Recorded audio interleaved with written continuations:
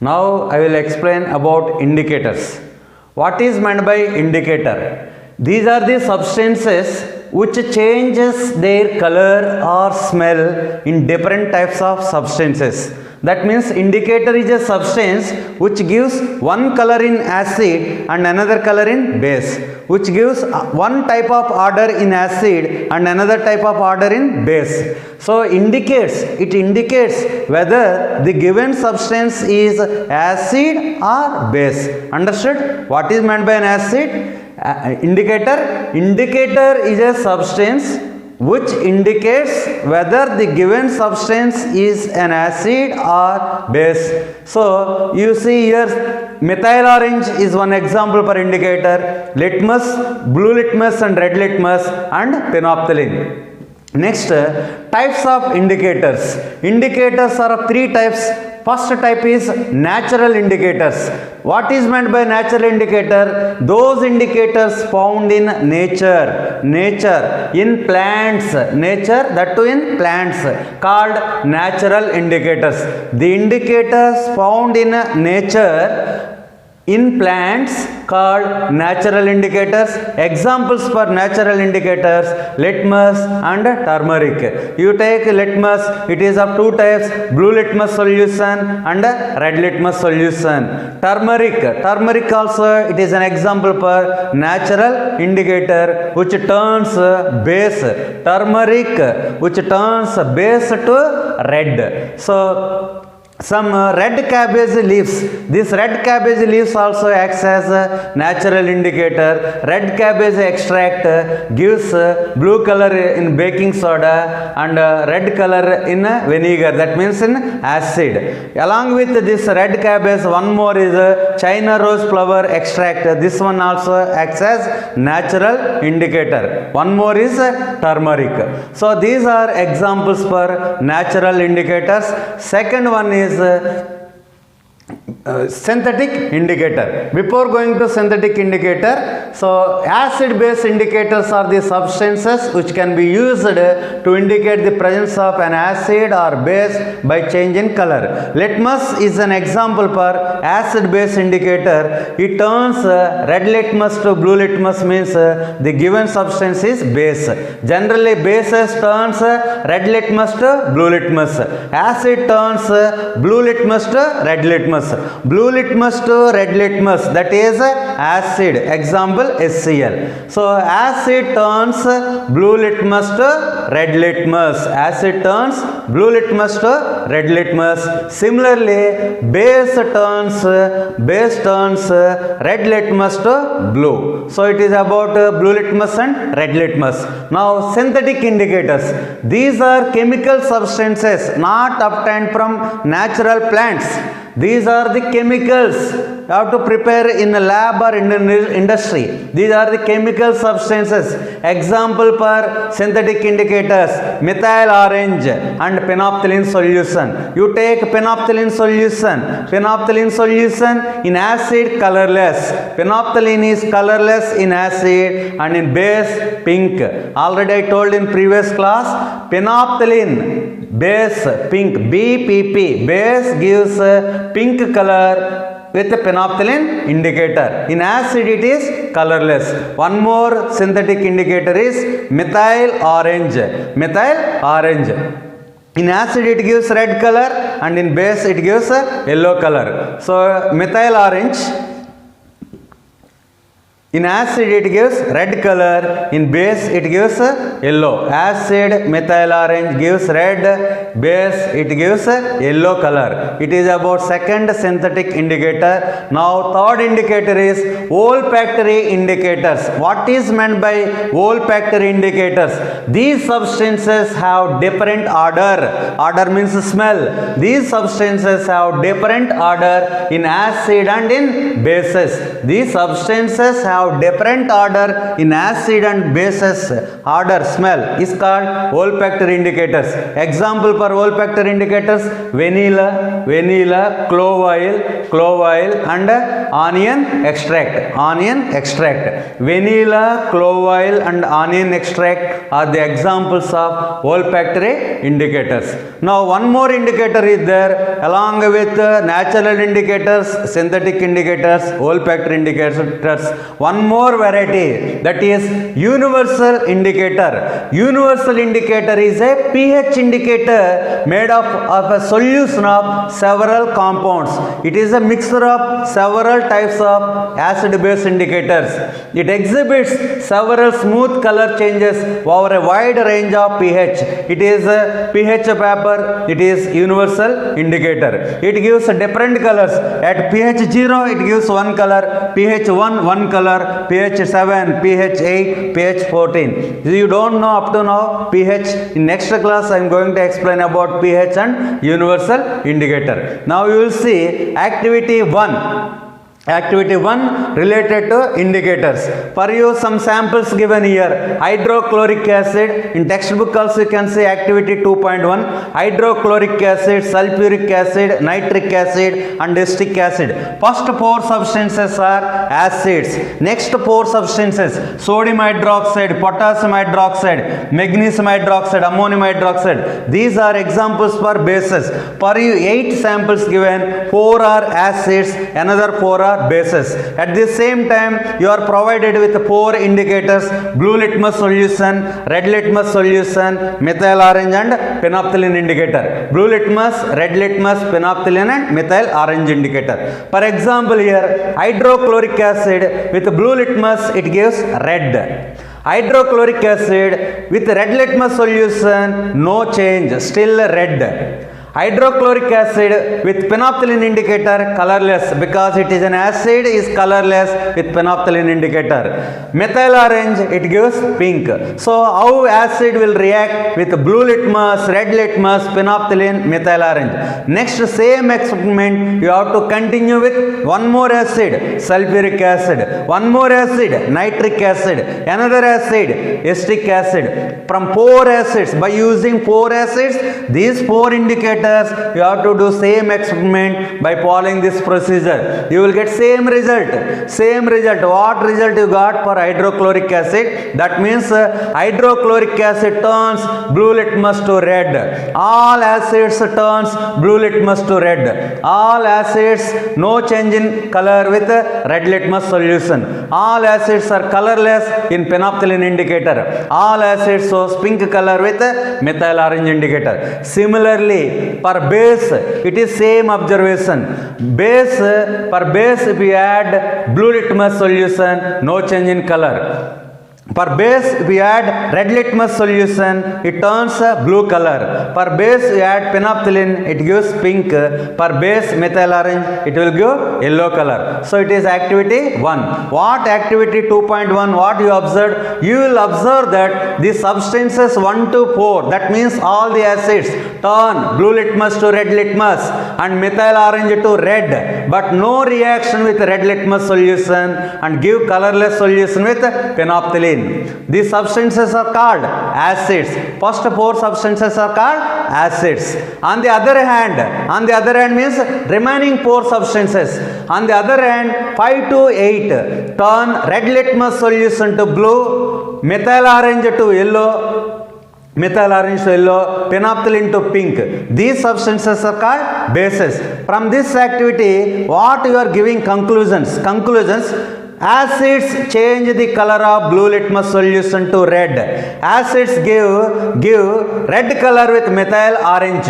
Acids give colorless solution with phenolphthalein. Acids no reaction with red litmus solution. Similarly, on the other hand, bases change red color of red litmus solution to blue.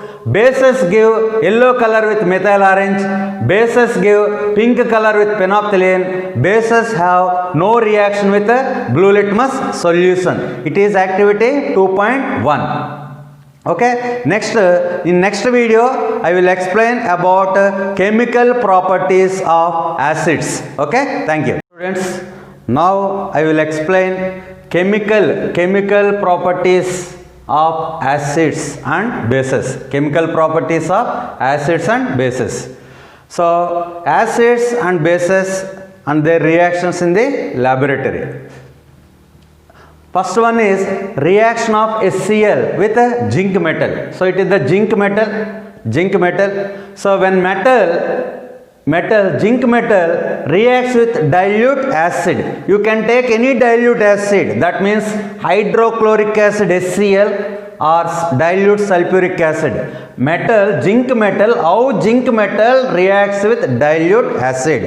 When zinc metal reacts with dilute acid, it gives salt and one more product, that is hydrogen gas. When zinc metal reacts with dilute acid, it gives salt and hydrogen gas. Instead of zinc metal, you can take one more metal, that is magnesium. If you may take magnesium metal, it reacts with dilute hydrochloric acid, gives salt. What is the name of the salt? Magnesium chloride and hydrogen gas. That means when metal reacts with dilute acid, it gives one product is salt. Along with the salt, one gas also will liberate here. That gas is called hydrogen gas. That is here important point, how to detect presence of hydrogen gas. So this is activity 2.3 in our textbook. This is activity 2.3. So in this activity, you have to take a hard glass test tube taken. In this test tube, you have to take zinc granules. For this, add dilute acid.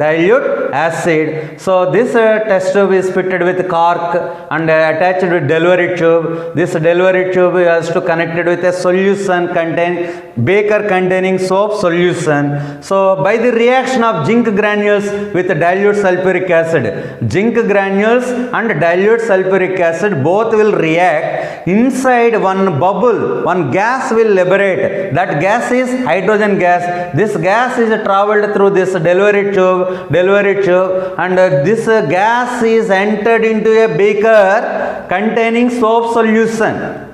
So because of this gas, this soap solution forms balloons. In these balloons, which gas is filled inside? Hydrogen gas. If you keep one burning candle near to this hydrogen gas balloons, it will catch fire and burn with a pop sound. So that pop sound is important. You will observe that a vigorous reaction starts immediately. Inside of this test tube, you will observe that, what is the observation? You will observe that a vigorous reaction starts immediately and evolution of gas is observed. When the gas is passed through the soap solution, bubbles of gas are observed in the soap solution in the form of soap bubbles. So testing of hydrogen. How will you test hydrogen? Hydrogen gas released can be tested by burning candle near gas bubbles. It bursts with a pop sound. So colorless and odorless gas came. What is the colorless and odorless gas? Hydrogen gas. It burns with a pop sound and extinguishes the burning splinter. It is important. How will you test the presence of hydrogen gas? It burns with a pop sound and extinguishes the burning splinter. So next, this type hydrogen gas came. This burning candle you keep nearby this balloon, it burns. Burning candle it puts off and with some sound, pop sound. So it is the test to identify hydrogen gas. So note that the metal in the above reaction displaces hydrogen from the acid. Which metal it taken? Zinc displaces hydrogen from the acid. This is seen as hydrogen gas. The metal combines with the remaining part of the acid forms a compound called salt. So metal plus acid, one product is salt, another product is hydrogen gas. Acid plus metal gives salt and hydrogen. Which acid you can use? Dilute hydrochloric acid or dilute sulfuric acid. Which metal you can use? Any active metal, whether may be zinc or calcium, sodium, potassium. The metals present above the hydrogen in the reactivity series. You know the metals present in the reactivity series. In that series, the metal present above hydrogen are more reactive metals. That type metals can displace this one. You take zinc and dilute hydrochloric acid, salt formed. What is the name of the salt? Zinc chloride and hydrogen gas. You take iron metal with acid HCl, it gives salt, iron chloride and hydrogen gas. You take copper metal, dilute hydrochloric acid, no reaction. Why copper metal reacts with here? Instead of metal you take copper metal, but no reaction. Why here no reaction? Because copper is present below the hydrogen. Below the hydrogen. That means copper is less reactive metal. Only more reactive metals displaces hydrogen from acid to form salt and to liberate hydrogen gas. It is the activity 2.3. Next, how do metals carbonates and metal hydrogen carbonates react with acids?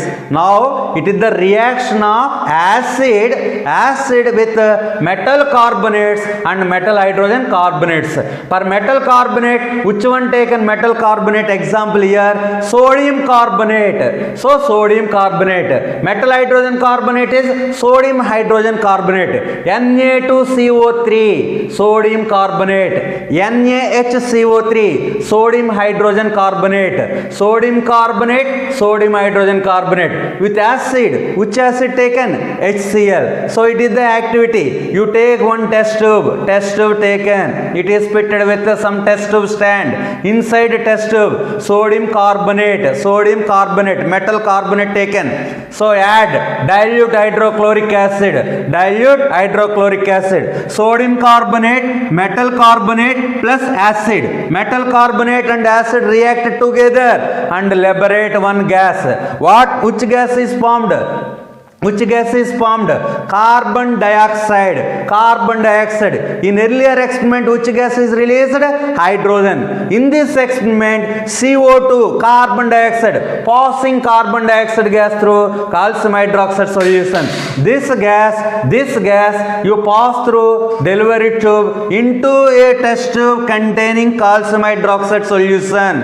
This calcium hydroxide solution, another name is lime water. This carbon dioxide turns lime water to milky. The reaction occurring the above activity. So in this activity, sodium carbonate reacts with metal carbonate, that is sodium carbonate, reacts with hydrochloric acid, gives some salt, sodium chloride, water, H2O and CO2 gas. In the same type, you take sodium bicarbonate, metal hydrogen carbonate or metal bicarbonate. Example, NaHCO3, sodium bicarbonate, acid gives salt, water and CO2. That means when acid reacts with metal carbonate or metal bicarbonate, carbon dioxide gas is liberated. On passing the carbon dioxide gas through lime water, it turns milky, white precipitate. CO2 turns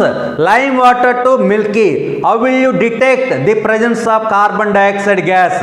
Carbon dioxide gas turns lime water to milky. White precipitate, milky white precipitate formed because of calcium carbonate. On passing excess of carbon dioxide through this precipitate, white precipitate formed in this test tube. White precipitate will form. You pass excess of CO2 gas inside, then that precipitate will disappear because of soluble. That precipitate is soluble, converted into soluble calcium bicarbonate. CaCO3 means precipitate. Calcium bicarbonate, CaHCO3 twice, it is not a precipitate, it is soluble in water. So it is the reaction of metal carbonate and metal hydrogen carbonate with acids.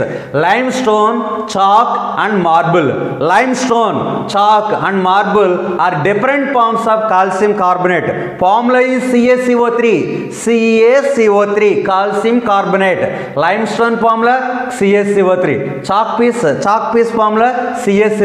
Marble also CaCO3. All metal carbonates and hydrogen carbonates react with acids to give corresponding salt plus carbon dioxide and water. This reaction, it is the common reaction. Metal carbonate or metal hydrogen carbonate reacts with acid to give salt, carbon dioxide and water. So in this activity, metal carbonate or